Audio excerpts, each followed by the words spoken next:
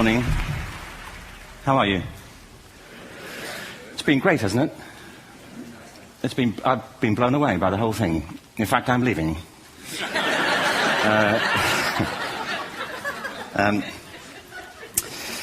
There have been three themes, haven't there, running through the conference, which are relevant to what I want to talk about. One is the extraordinary evidence of human creativity in all of the presentations that we've had and in all the people here. Just the variety of it and the range of it. The second is that it's put us in a place where we have no idea what's going to happen in terms of the future. No idea how this may play out. I have an interest in education. Actually, what I find is everybody has an interest in education. Don't you? I find this very interesting. If you're at a dinner party and you say you work in education, actually, you're not often at dinner parties, frankly. If you work in education, you're not asked, and you're never asked back, curiously. That's I think it strikes me. But if you are, and you say to somebody, they say, what do you do? And you say, you work in education, you can see the blood run from their face. They think, oh my God, why me? It's my one night out all week. But if you ask people about their education, they pin you to the wall. Because it's one of those things that goes deep with people. Am I right? Like religion and money and other things. So I have a big interest in education, and I think we all do. We have a huge vested interest in it, partly because it's education that's meant to take us into this future that we can't grasp. If you think of it, children starting school this year will be retiring in 2065. Nobody has a clue, despite all the expertise that's been on parade for the past 4 days, what the world will look like in 5 years' time. And yet we're meant to be educating them for it. So the unpredictability, I think, is extraordinary. And the third part of this is that we've all agreed, nonetheless, on the really extraordinary capacities that children have, their capacities for innovation. I mean, Serena last night was a marvel, wasn't she? Just seeing what she could do. And she's exceptional, but I think she's not, so to speak, exceptional in the whole of childhood. What you have there is a person of extraordinary dedication who found a talent. And my contention is all kids have tremendous talents, and we squander them pretty ruthlessly. So I want to talk about education, and I want to talk about creativity. My contention is that creativity now is as important in education as literacy, and we should treat it with the same status. Thank you.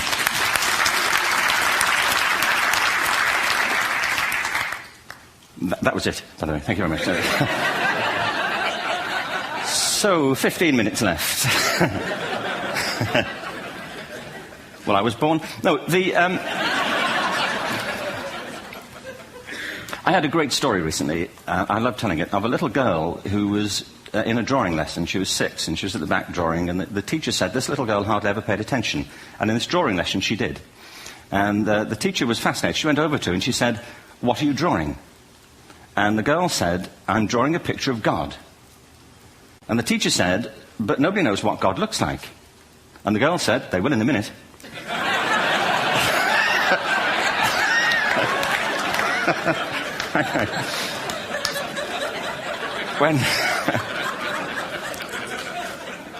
When my son was 4 in England, actually he was 4 everywhere, to be honest. I mean, if we're being strict about it, wherever he went, he was 4 that year. But he was in the Nativity play. Do you remember the story? No, it was big. It was a big story. Mel Gibson did the sequel. You may have seen it. I don't know. It was Nativity 2. But James got the part of Joseph, which we were thrilled about. We consider this to be one of the lead parts. We had the place crammed full of agents in T-shirts, James Robinson is Joseph. He didn't have to speak, but do you know the bit where the 3 kings come in? They come in bearing gifts, and they bring gold, frankincense, and myrrh. This really happened. We're sitting there, and they, I think, just went out of sequence. Because we talked to the little boy afterwards and said, are you okay with that? And they said, yeah, why was that wrong? They just switched. I think that was it. Anyway, the 3 boys came in, little 4-year-olds with tea towels on their heads, and they put these boxes down. The first boy said, I bring you gold. And the second boy said, I bring you myrrh. And the third boy said, Frank sent this.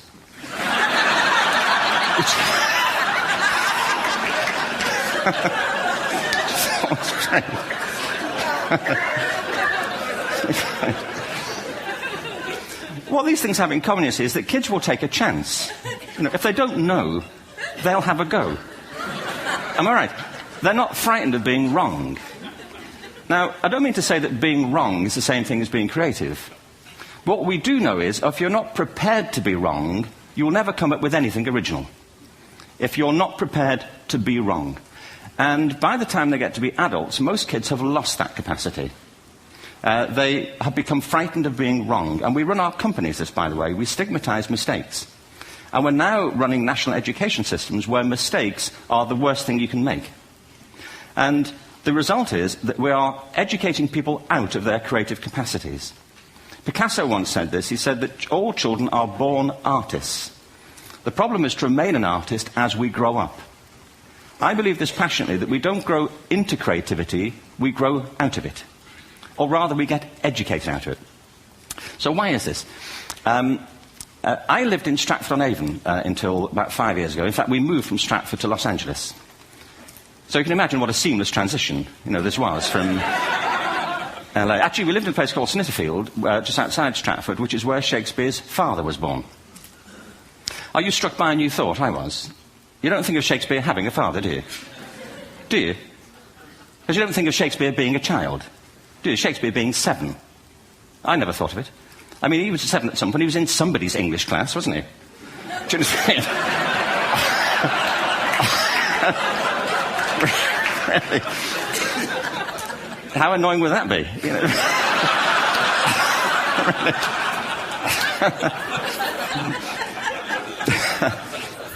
Must try harder. Being sent to bed by his dad, to Shakespeare. Go to bed now, to William Shakespeare, and put the pencil down. And stop speaking like that. It's confusing everybody.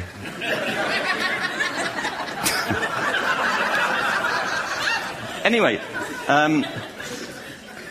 we moved from Stratford to Los Angeles, and I just want to say a word about the transition. Actually, my son didn't want to come. I've got 2 kids. He's 21 now, and my daughter's 16. He didn't want to come to Los Angeles. He loved it, but he had a girlfriend in England. This was the love of his life, Sarah. He'd known her for a month. Mind you, they'd had their 4th anniversary by then, because it's a long time when you're 16. Anyway, he was really upset on the plane. He said, "I'll never find another girl like Sarah." And we were rather pleased about that, frankly, because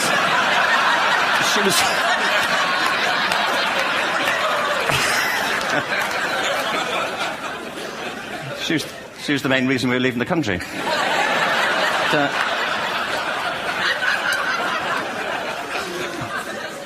But something strikes you when you move to America and when you travel around the world. Every education system on Earth has the same hierarchy of subjects. Everyone, doesn't matter where you go. You'd think it would be otherwise, but it isn't. At the top are mathematics and languages, then the humanities, and the bottom are the arts, everywhere on Earth. And in pretty much every system, too, there's a hierarchy within the arts. Art and music are normally given a higher status in schools than drama and dance. There isn't an education system on the planet that teaches dance every day to children the way we teach them mathematics. Why? Why not? I think this is rather important. I think maths is very important, but so is dance. Children dance all the time if they're allowed to. We all do. We all have bodies, don't we? Did I miss a meeting? I think... Truthfully, what happens is, as children grow up, we start to educate them progressively from the waist up. And then we focus on their heads, and slightly to one side. If you were to visit education as an alien and say, what's it for, public education, I think you'd have to conclude, if you look at the output, who really succeeds by this, who does everything they should, who gets all the brownie points, who are the winners. I think you'd have to conclude the whole purpose of public education throughout the world is to produce university professors. Isn't it? They're the people who come out the top, and I used to be one. So there, And I like university professors, but, we shouldn't hold them up as the high watermark of all human achievement. They're just a form of life. Another form of life. But they're rather curious, and I say this out of affection for them. There's something curious about professors. In my experience, not all of them, but typically, they live in their heads. They live up there, and slightly to one side. They're disembodied, in a kind of literal way.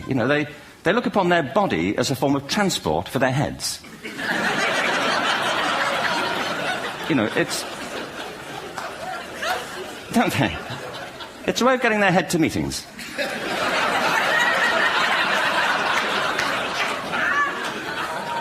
If you want real evidence of out-of-body experiences, by the way, get yourself along to a residential conference for senior academics and pop into the discotheque on the final night. And there you will see it. Grown men and women writhing uncontrollably off the beat. Waiting to end so they can go home and write a paper about it. Now, our education system is predicated on the idea of academic ability. And there's a reason. The whole system was invented around the world. There were no public systems of education really before the 19th century. They all came into being to meet the needs of industrialism. So the hierarchy is rooted on two ideas. Number one, that the most useful subjects for work are at the top. So you were probably steered benignly away from things at school when you were a kid, things you liked, on the grounds you would never get a job doing that. Is that right? Don't do music, you're not going to be a musician. Don't do art, you won't be an artist. Benign advice. Now, profoundly mistaken. The whole world is engulfed in a revolution. And the second is academic ability, which has really come to dominate our view of intelligence because the universities designed the system in their image. If you think of it, the whole system of public education around the world is a protracted process of university entrance. And the consequence is that many highly talented, brilliant, creative people think they're not. Because the thing they were good at school wasn't valued or was actually stigmatized. And I think we can't afford to go on that way. In the next 30 years, according to UNESCO, more people worldwide will be graduating through education than since the beginning of history. More people. And it's the combination of all the things we've talked about, technology and its transformational effect on work, and demography and the huge explosion in population. Suddenly, degrees aren't worth anything. Isn't that true? When I was a student, if you had a degree, you had a job. If you didn't have a job, it's because you didn't want one. And I didn't want one, frankly, so... but now, kids with degrees are often heading home to carry on playing video games. Because you need an MA, where the previous job required a BA, and now you need a PhD for the other. It's a process of academic inflation, and it indicates the whole structure of education is shifting beneath our feet. We need to radically rethink our view of intelligence. We know three things about intelligence. One, it's diverse. We think about the world in all the ways that we experience it. We think visually, we think in sound, we think kinesthetically, we think in abstract terms, we think in movement. Secondly, intelligence is dynamic. If you look at the interactions of a human brain, as we heard yesterday from a number of presentations, intelligence is wonderfully interactive. The brain isn't divided into compartments. In fact, creativity, which I define as the process of having original ideas that have value, more often than not, comes about through the interaction of different disciplinary ways of seeing things. The brain is intentionally... By the way, there's a shaft of nerves that joins the two halves of the brain called the corpus callosum. It's thicker in women. Following on from Helen yesterday, I think this is probably why women are better at multitasking. Because you are. Aren't you? There's a raft of research, but I know it from my personal life. If my wife is cooking a meal at home, which is not often, thankfully, but, if she's doing... she's good at some things. But if she's cooking, she's dealing with people on the phone, she's talking to the kids, she's painting the ceiling, she's doing open heart surgery over here. If I'm cooking, the door is shut, the kids are out, the phone's on the hook. If she comes in, I get annoyed.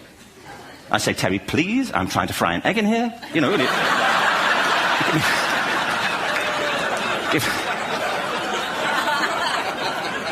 Give me a break. Actually, there was do you know that old philosophical thing? If a tree falls in a forest and nobody hears it, did it happen? Remember that old chestnut? I saw a great T-shirt recently which said, if a man speaks his mind in a forest and no woman hears him, is he still wrong?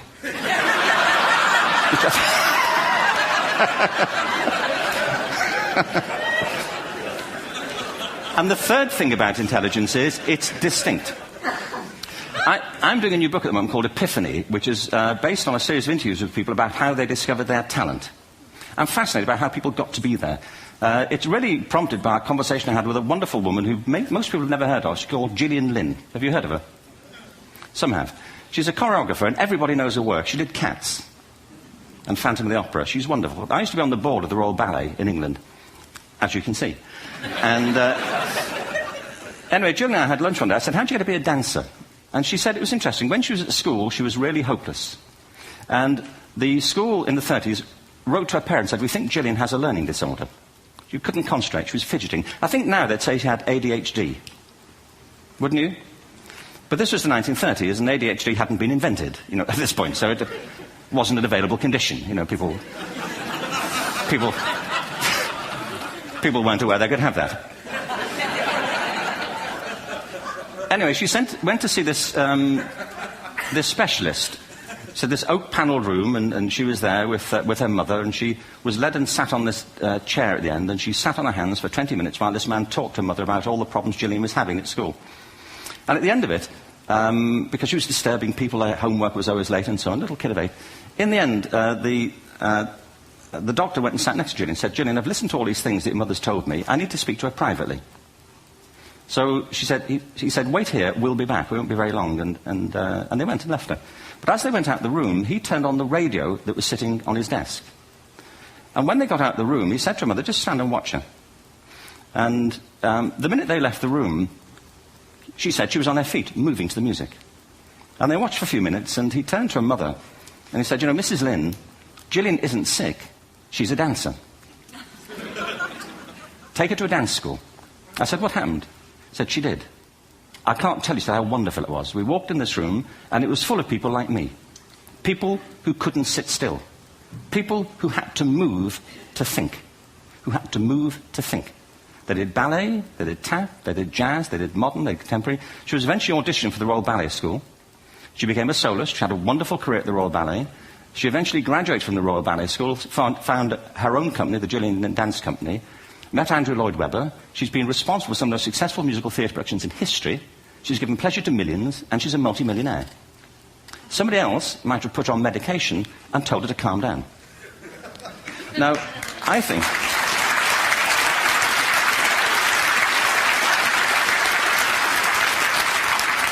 What I think it comes to is this. Al Gore spoke the other night about ecology and the revolution that was triggered by Rachel Carson. I believe our only hope for the future is to adopt a new conception of human ecology, one in which we start to reconstitute our conception of the richness of human capacity. Our education system has mined our minds in the way that we strip mine the earth for a particular commodity, and for the future it won't serve us. We have to rethink the fundamental principles on which we're educating our children. There was a wonderful quote by Jonas Salk, who said, if all the insects were to disappear from the earth, within 50 years, all life on earth would end. If all human beings disappeared from the earth, within 50 years, all forms of life would flourish. And he's right. What TED celebrates is the gift of the human imagination. We have to be careful now that we use this gift wisely and that we avert some of the scenarios that we've talked about. And the only way we'll do it is by seeing our creative capacities for the richness they are and seeing our children for the hope that they are. And our task is to educate their whole being so they can face this future. By the way, we may not see this future, but they will. And our job is to help them make something of it. Thank you very much. Bravo. Here, here. Go.